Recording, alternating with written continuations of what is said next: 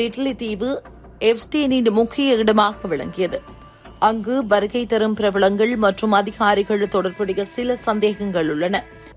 தனியார் விமானங்கள், தனி ஹோட்டல்கள், இவை அனைத்தும் ஆடம்பரமும் ரகசியமும் கொண்டவை. இந்த தகவல்கள் பத்திரிகைகள் மற்றும் சாட்சியங்களின் மூலம் வெளிவந்தது. எப்ஸ்டீனுக்கு எதிராக பல வழக்குகள் தொடர்ந்தன. 1990களின் கடைசி மற்றும் 2000களின் ஆரம்பத்தில் நீதிமன்றத்தில் சம்மேளனங்கள் நடைபெற்றன. அவர் குற்றச்சாட்டுகளுக்கு உட்பட்டார் என்பதற்கு சாட்சி இருந்தாலும் அதிகாரிகள் வழக்கை பல முறைகள் சீர் செய்தனர். 2019 அவர் சிறையில் இருந்தபோது சந்தேகமான மரணம் உலகத்தையே அதிர வைத்தது.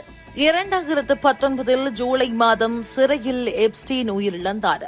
அவரது மரணத்தை அதிகாரிகள் தற்கொலை என அறிவித்தாலும் பல புகைப்படங்கள், கேமரா குறைகள் மற்றும் மருத்துவ அறிக்கைகள் சந்தேகங்களை அதிகரித்தன.